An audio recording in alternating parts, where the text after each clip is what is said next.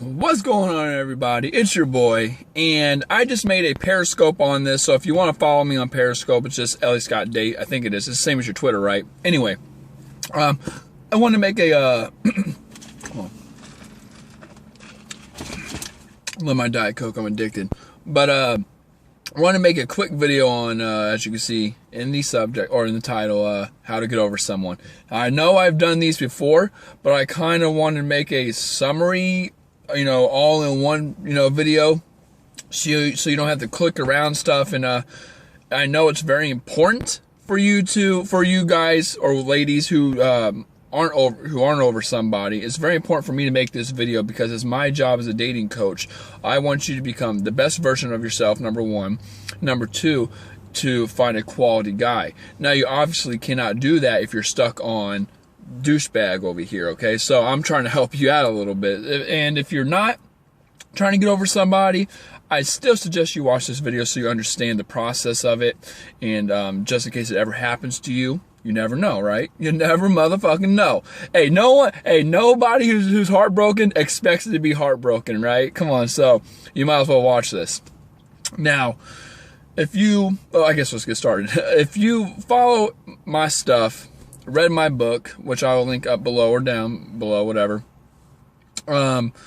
you know that I always say the job of every organism is to survive and replicate. Now, you don't think about that in modern times because of, whatever, all this around us in society. However, the lizard brain, the deep subconscious, still understands that, still knows and goes by those rules, okay? So what does that have to do with anything? Well, this makes us gives us the drive to find someone else, because when you are with someone else, you get that feeling of love, you get that feeling of support, you get that, that double income if you're together. You get someone to help you through thick and thin. You get a teammate, you get someone by your side, you get someone who you love and cherish and who's very worthy to you, to the point where you want to maybe replicate with this person and have a child someday, okay? So survival replication is very important because it drives us to the opposite sex or the same sex or whatever. I'm just saying it drives us to somebody. Okay. Now, when you are being driven to that person, you are first off, actually just put it like this. First off, think of us all as a blank canvas, okay? When you're put on this earth, you have a blank canvas. You don't know what attraction is. You don't know what's hot, what's not. You don't know who likes who likes whatever, right? You find this out through the hard way, the very harsh and cruel way of being turned down, being turned on, being hit on, being pushed away, being told you're liked, disliked, whatever, okay? Now, when that happens, you kind of find where you stand. You kind of find that, okay, maybe I'm not a fucking 10, I'm a 5. Or you find out I'm not a 1, I'm a 7, because you're seeking validation through everybody, subconsciously, again, media, everything, subconsciously, to find out where you stand. You start to compare yourself to others and stuff like that. Now, when you do that, it starts off as a wide net at first, but when you find that particular person, that special someone, it starts to narrow down. It starts to narrow. Your validation, your seeking approval, your worthy, all that goes through the lens or filter of this person, because this person's different. This person's important to you. This person means something. And so now you're not trying to get this guy over here, get this guy over here. You got this guy right here, right in front of you, who feels the same way as the time being. And through all this, you go, through love, you go through hard times, you put a lot of money, effort, you have stability, you have a little bit of stability, all these emotions, all these tears, hard work, all these things you go through with this other person, and you become literally bonded. You're literally threaded within each other because you start thinking about them nonstop, each other, and your days are planned around this person. This person fills up a good amount of time with your day. That's when you're heartbroken, you break up, you have all this extra time because you don't have anyone to share it with. Well, that's how the attraction and the bond starts, okay? Through all that I just said up to now. Now, the reason it hurts so much is because when this person pulls away, sorry the sound effects, but they pull away, your brain's saying, holy shit, what the fuck just happened? Because logically, your brain's thinking, wait, hold on. I put all this energy, all this effort, love, care, support. I paid for this motherfucker's college. I went and gave him, I picked him up food. I gave him food at work. I played video games with him, and I fucking hate video games. I watched Dragon Ball Z. I don't even like Dragon Ball Z. All this shit, whatever. And, you're thinking, how in the hell, after I'm doing all this and after all we've been through, why does he not like me? What the hell just happened? It's the only logical way to look at it. And because your validation, your worthiness, and your seeking approval all came through this person, because you didn't care about these other motherfuckers, okay? So because it all came through that person, and that person doesn't like you and he pulled away, now you're thinking, what the hell just happened? There has to be something wrong with me. That's the only logical thing, right? That's the only logical thing I can think of. And now your brain doesn't know what to do. Okay, so that's part one of it.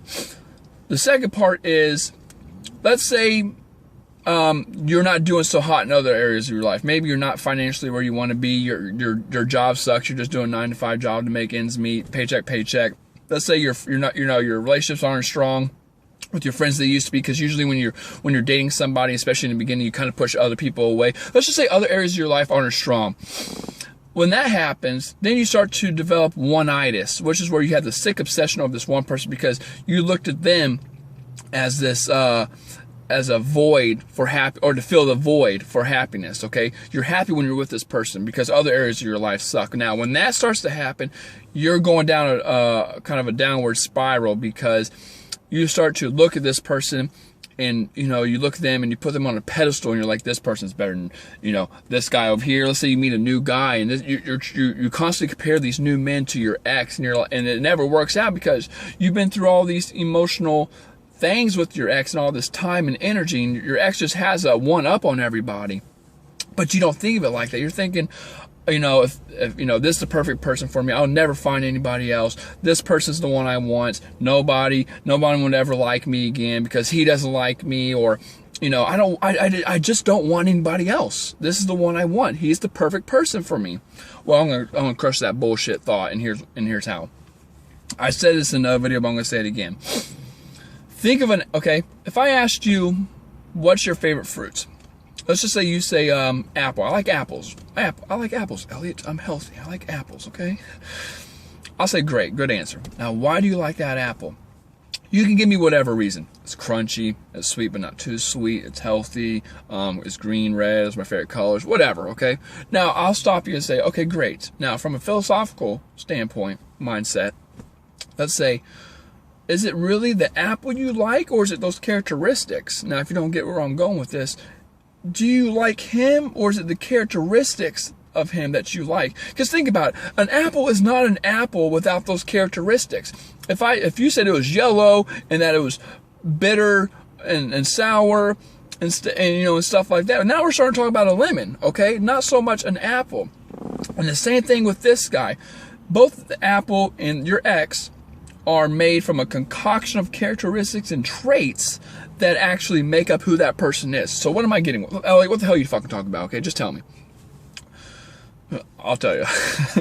The important thing to remember is not to, when you're trying to get over someone or look for someone else, look for these traits, not someone to replace him, or is this person better than him? You gotta look for traits, because I promise you, there are other people in this world who also have these traits. Let's say you like him because he's good looking, he's funny, he has a great sense of humor, he wants kids, you want kids, whatever, yada yada yada. Well, I guarantee there's millions of men out in that world who are funny, good looking, has a great sense of humor, wants kids, but maybe they have extra things. Maybe he has a good income. Maybe he's very supportive in what you did. Maybe this guy wasn't so supportive. Your ex, maybe he wasn't supportive in what you did, but this guy is. This guy supports you and pushes you towards your goals. There's other people out there who want you and see your worthiness and who want you to succeed and want something in return, want your love in return. And you have these cues, without the characteristics I was talking about. You have these cues that the person's picking up on, and vice versa. There's other people in the world who see these things in you, and that have these cues that you're looking for, that you're attracted to. You have to remember, attraction is not a choice, okay? I guarantee if you look for these, you have to know exactly what you want. If you find these characteristics in somebody else, again, you have to know exactly what you want. You know, I want a guy who's funny. I want a guy who's determined, who's ambitious, who cares about kids, who's a family man, who's religious. If you're into religion, who's, whatever, hardworking, whatever. When you find these things, that guy's going to become very attractive to you, or attractive in your eyes, and you have no choice about that. Okay, you can't just wake up one day and say, you know what, I don't like good-looking men. Who the fuck says that? No one fucking says that. You can't help it. It's up to him. It's up to this thing right here. Him, her, whatever. It's up to your brain. It's not up to you, man. It's not up to you at all. Attraction is not a choice. Your ex didn't wake up and say, I'm going to break your heart today just because I like you, but I'm just going to do it. If he does, then that's a crazy person, okay? That just doesn't happen. Now, with all that being said, okay, Elliot, I understand. I have to look at the characteristics of someone, not my ex. I understand there's other people in the world who have these characteristics. Oh, logically, that makes sense. Okay, great. But I still can't get over them. How do I get over them? I'll tell you two things that I did to get over my ex. And you have to fully take responsibility and accept this and truly believe in it. And one is to let go of hope. Hope is the limiting X. It's like the X factor. That if you have hope, then you're not going to, or hope of getting back together, you're not going to get over your ex. Hope is tossing you and turning you and throwing you all around. Okay.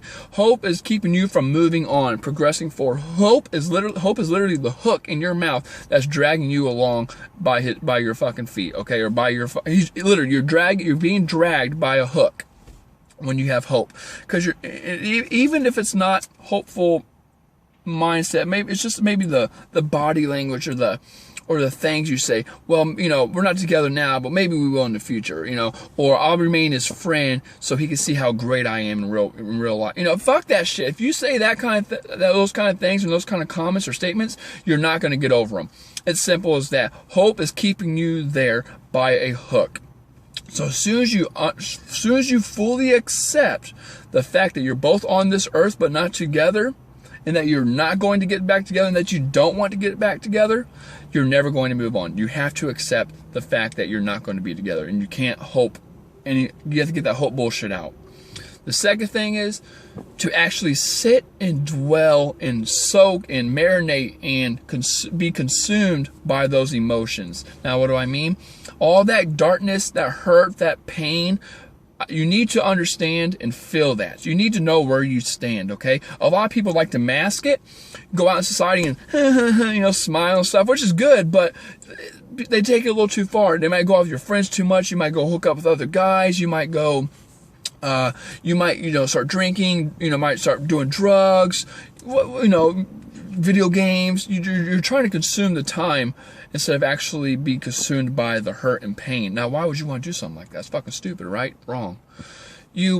The reason you want to be consumed by that is so you can actually plant your feet and know where you stand. At right now, all these feelings and, he likes me, he doesn't like me, I want him, I don't want him, I hate him, I love him, I'm crying, I'm not crying, I'm happy, I'm sad. All this is like a tornado, okay? You're just spinning around like this. You're going effing nuts right now, not knowing where the hell you stand. You have no ground to build a foundation on.